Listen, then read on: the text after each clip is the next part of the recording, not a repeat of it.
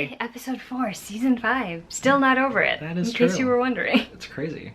Anyway, we're going to dive right into the books that we are going to talk about today. First is Arsenic and Adobo by Miyuki Manansala, which I mentioned, I think, in the possibility pile some time ago, right? That's right. This is a cozy mystery, a Filipino culinary cozy mystery, to be specific. It's about a young woman named Lila. She's working at her aunt's restaurant, and one day her ex-boyfriend, who is now a food critic, is in the restaurant. They sort of have an antagonistic exchange, but before he can even finish dessert, he dies. And so Lila and her aunt and everyone who works at the store, obviously, is under suspicion. That's right. And they're... For obvious reasons. Yeah. And so there's this whole investigation going on into the murder, but Lila also tries to take that into her own hands because this is a cozy mystery and that's how those work. That's right. Anyway, it was the first cozy mystery I'd ever read. I'm glad I read it because I really enjoyed the Filipino-American aspect of it. I liked all the food descriptions. I liked the way they captured the family dynamic. I do think that the mystery was pretty straightforward. A little dramatic at the end there. It took a turn for the dramatic. I liked it well enough.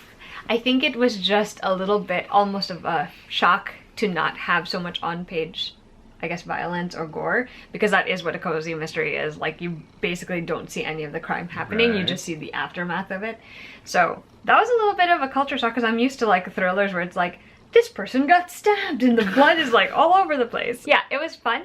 I definitely had a good time with it. I don't know that I would say that I would read another cozy mystery. I don't necessarily think it's the genre for me, but definitely enjoyed this one solely for the Filipino-American aspect of it. What can I say? I like a good story with Phil-Am details in it. The next book I'm going to talk about was actually a little bit of a disappointment. That book is Heart and Soul by Jen Frederick. So in this one, Hara is a Korean adoptee. She was adopted by white parents as a child, and she really doesn't think about questioning that until she gets older and her father dies, and suddenly she thinks, maybe I should figure out if I can find, you know, my real parents, my real, you know, birth parents. After she does an ancestry test and this man reaches out to her claiming to be her dad, except that when she gets to Seoul, he's also dead, so, you know, it's a whole thing. And so Hara is forced to sort of like grapple with this mess that has to do with like her trying to figure out who her mom is, because her mom's quite suddenly alive. Also trying to figure out how to embrace this country where she looks like everyone else, but she's not like everyone else because she didn't grow up there. Yeah. So it's a lot of grappling with her identity and her culture. Here's the thing. When I read this one, I expected it to be like a romance. I was fully fine with most of the way the plot played out. It was very Korean drama in that there were a lot of twists and turns going on. There's a lot of like quieter slice of life moments in between these big plot twists and turns and reveals, and those were all fine. The thing is, because I thought in my mind it was a romance, I was very like upset when it ended, and it was like not a happily ever after. Yeah. It doesn't even end with happy for now. It literally ends with the saddest set of circumstances imaginable. So you can understand why I was a little upset at the end of this book. I liked a lot of this story, but the romance, even though I was rooting for it at the beginning, it came to a point where I was kind of like, I don't know if I'm feeling this anymore. So that was also a little weird for me. As you can tell, I had a little bit of a mixed reaction to this. What I did really like, I must admit, is being in Seoul. Like, it was fun sort of to experience Seoul through this story. And like I said, the plot itself was not terrible. However, the way things turned out at the end, still, like, if you can't tell, made me very upset. So I'm kind of just like, There's apparently going to be a sequel to that one. I don't think I'm going to pick it up, but I will ask my friend, who we ended up reading it together, so at least we had each other to talk to. And she says she's going to try and read it, so I just want to know what she thinks when she gets to it. The last book I'm going to talk about for now is An Emotion of Great Delight, which is by Tahera Mafi. This is her new contemporary novel. So the year is 2003. It's a couple of months since the US has decided to declare war on Iraq.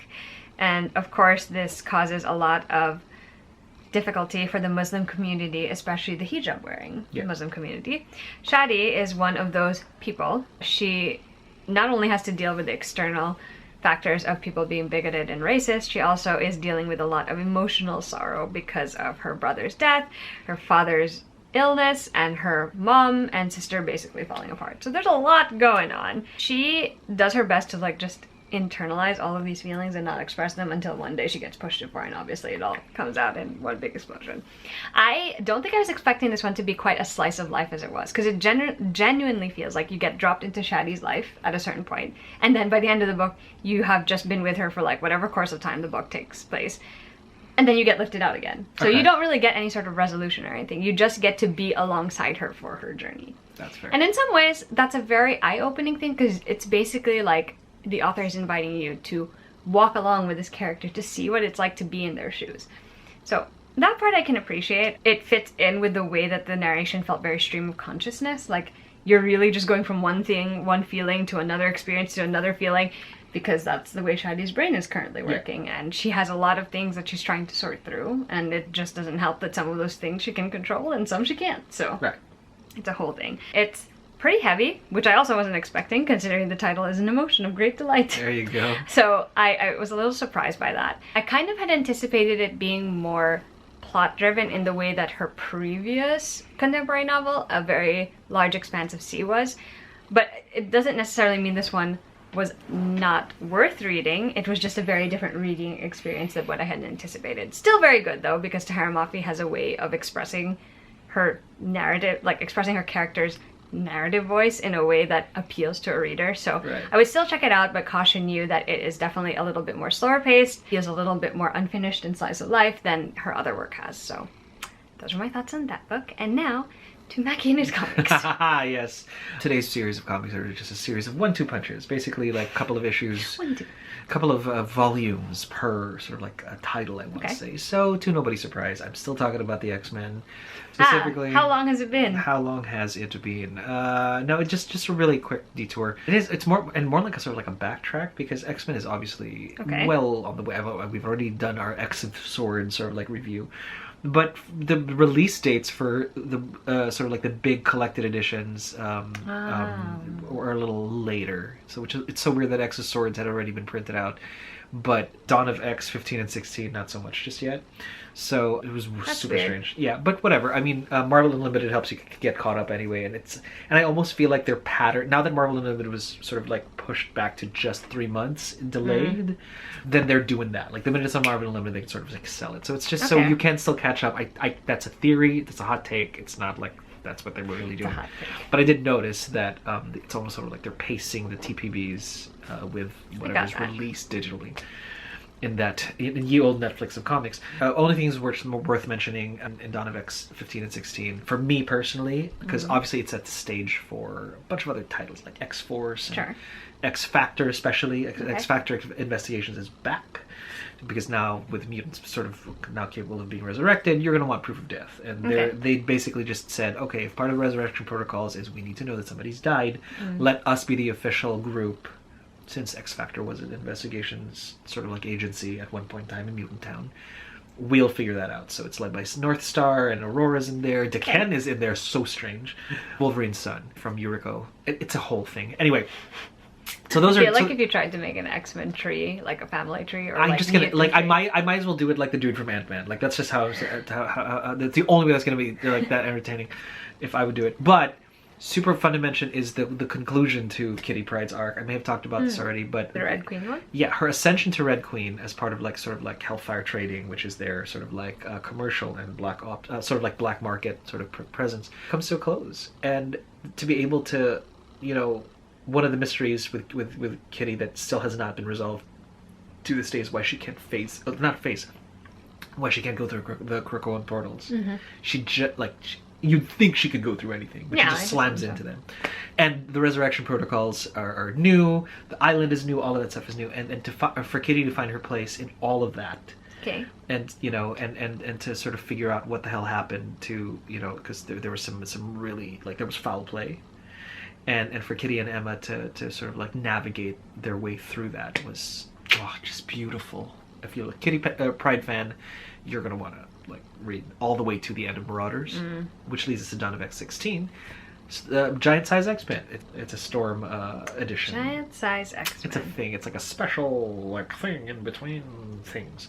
Okay. So not vague, right, guys? But Storm is the main character for this one. It's all about Storm. Right? I love Storms. I feel like Storm has always been properly sort of represented anyway, but what they've done with her in this entire era is just take everything cool about Storm and multiply it by 17,000. That's just the minimum.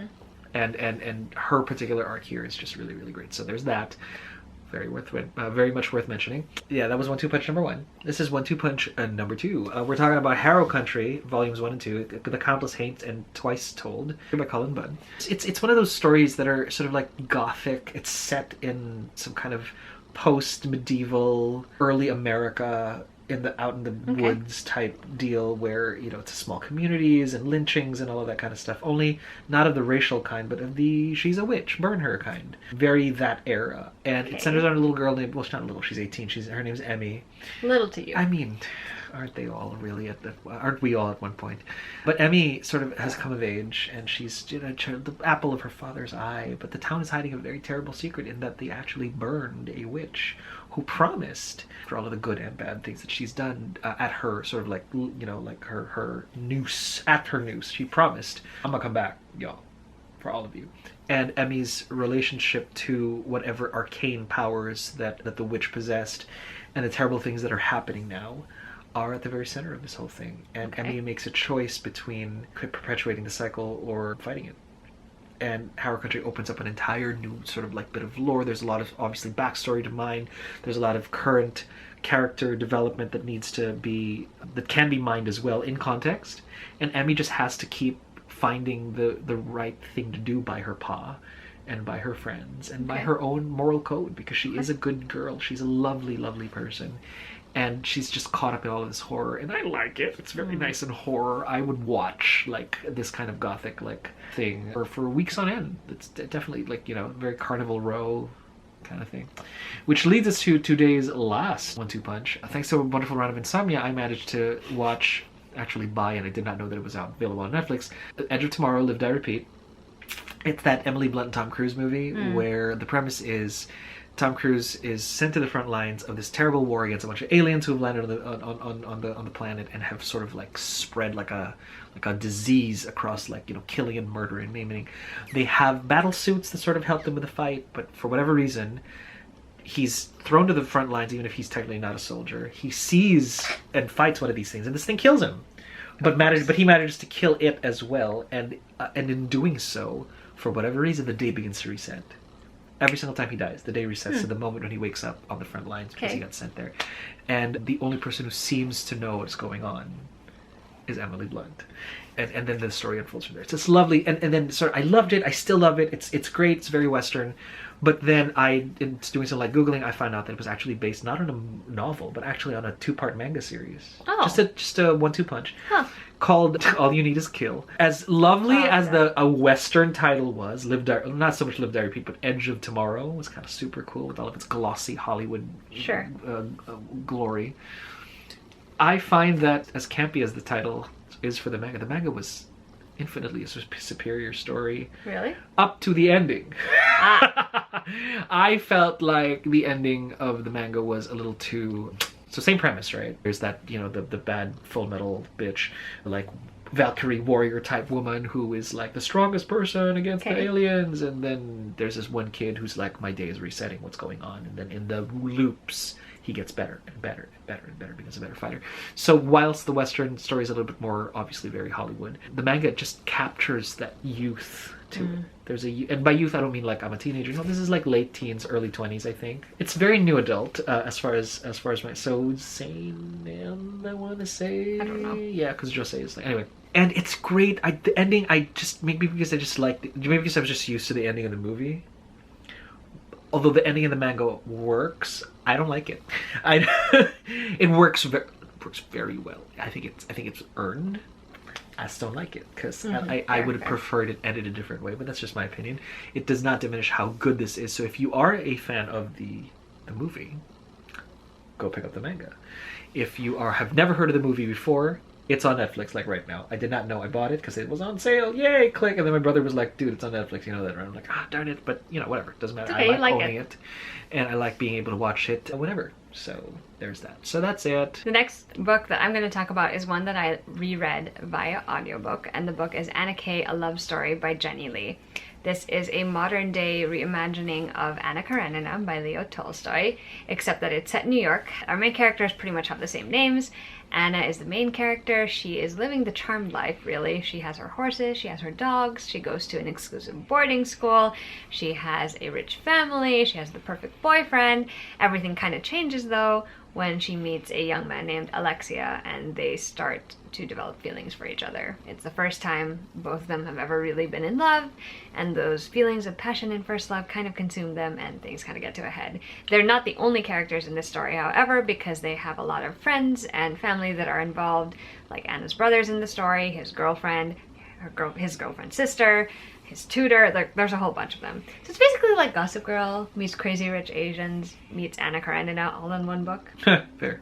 And the thing is, I read this one and I liked it the first time I read it. I was like, this is the kind of story where it's like, you know, it's going to be a train wreck, but you can't stop yourself from reading it anyway. Those are always fun, and right? the characters are kind of unlikable because they make very poor choices, but you can't stop reading anyway because you want to see them, you know, bear the consequences of whatever those choices were. Sure, chaos is a letter. I actually enjoyed it more the second time around, and I think it's because I went into it knowing that they were unlikable characters and knowing that it was going to end in a train wreck, which I sort of did the first time, but now I knew what sort of train wrecks we were dealing with, you know. And I was kind of in the mood for a story where it was like rich people making terrible choices and suffering the fallout, and that's exactly what you get with this story. There is a very big sort of Gossip Girl vibe to it too, because they are the young and rich people in Manhattan. That's the crowd that they run in, and it's obviously a very complicated and complex set of relationship dynamics between all of the characters in this book. It ends tragically, as one might expect, considering that this is a Anna Karenina retelling. But now that I am reminded of everything that went on in that book, I can actually jump into the sequel, Anna K Away, which is actually the reason I even embarked on this reread in the first place. I would recommend the audiobook, actually. I think Jenna Ushkowitz, who you might know from Glee or Waitress, she does a great job with the narration of it, and I'm looking forward to listening to the second book as well. The last two books that I'm going to talk about in this video are by the same authors. The first one is Time of Our Lives, the second one is What's Not to Love, and these are both by Emily Wibberley and Austin Siegemund-Broka. So I read Time of Our Lives first. This book came out last year. I just didn't get around to reading it until this year. It is about Fitz and Juniper. They are both on college tours, which, can I just say, we never do that in the Philippines, but like apparently in the States that is a thing that people do. You go to visit prospective colleges to see sort of like what the environment is like, to go on tours and stuff. We don't really do that in the Philippines, so it's a bit of a novel idea to me. This book is about Fitz and Juniper, who are doing those things. Fitz is determined to stay close to home because his mom has Alzheimer's and is getting worse. And Juniper, on the other hand, is determined to escape her home because she lives in a very overcrowded household with a lot of siblings and family around. They meet, they sort of start to challenge each other's perspectives on their own lives and what they really want for their futures, and it kind of plays out from there. And what I really liked about this is that it felt also like watching a movie. Everything takes place in a very short amount of time. And obviously you know that this is, if anything, going to just be the start of a relationship. This is not the sort of thing where like there's going to be a romance and there's going to be happily ever after. You know, it's just a part of their lives. And I think I was prepared enough to know that this was going to be more slice of life than anything, so I was fully willing to accept like all the circumstances that happened in the story. And much like, you know, some teen movie magic, that's what happens in this book.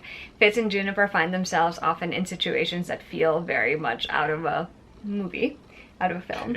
And I was really willing to roll right along with it with them because it just made sense and it was a lot of fun. I do appreciate that not only are these two trying to decide things for their futures, like where they want to go to school and what they want to do, they're also trying to figure themselves out, especially in the light of the personal circumstances they both face. And I like that they inevitably find a conclusion by the end of the book. The only issue I have with this one is that it ends super abruptly. Like it literally cuts off and you're like, huh. I mean, I knew it was going to be an unfinished ending, but I didn't think it was going to be like, that's it! And I'm like, okay, alright. But other than that, I actually quite liked the way that this was written, and I think a lot of people will also like it. Unfortunately, I can't say I felt the same way about What's Not to Love, which is the new book from these authors that came out this year. I thought I was going to love this book because it's about two teenagers. They're seniors in high school, and they are basically rivals. They have been rivals since all their lives in high school. Alice and Ethan have competed about everything, and they acknowledge each other as rivals. They've come up with some like dumb challenges that they do sometimes with the two of them, and they're basically neck and neck for being like the valedictorian of their school and going to Harvard or whatever it is that they want to do. Sure. And I really thought I was gonna like this because I love rival stories, especially when it becomes like rivals to romance, but I didn't. Which made me pretty sad. I think it was because a lot of the story just felt like it dragged for me, and I also found the attitude that the main characters had super frustrating. Allison is such a frustrating main character. Like, I am just like, girl, you have no sense of like empathy in your body, and also you're forcing yourself to do things that you don't even like, so why are we here? It was a lot of frustration boiling up on my part, and I think that's really what sort of brought this story down for me. The romance was like, I could see it coming, but it wasn't in a way where I'm like, I believe it. Right. So there's this anime that Maki and I watch called His and Her Circumstances. And it's a very similar thing where like, I mean, in this one, at least they sort of acknowledge they're each other's rivals, Sure. right? In that one, it's more a one-sided rivalry. Oh, 100%. Yeah, but the feeling is The energy is the energy is the same. So I was like, I was all ready for it to be like exactly that, because the payoff on that one, when they actually develop, like, I mean, yeah. I'm just like, hits right. This did not do that. Right. Nice attempt, I guess. I mean, I think they still managed to convey tropes, which is something that these authors are particularly good at. They managed to write the tropes in a way that was still fairly obvious, fairly there, fairly them. And we do get cameos, which happens in all their other books as well. We get cameos from certain characters. But overall, I was kind of just like, on this one. It was fine. Like, it took me longer to read than I thought it was going to. It was okay in the end of the day. It's probably my least favorite of all the books that they've written, of which are now 4. I'm still okay with having read it, just so I can say that I've read all of their books. It just didn't quite live up to any expectations I had for it. Alright, so we've come to the end of this particular episode of What We Read. If you've got thoughts, feelings, comments on any of the books that we've talked about, definitely feel free to leave a comment, like and subscribe, and if you need to or want to, reach out to us on any other social media site. All the links are down below. We'll see you guys with a new video soon. Bye!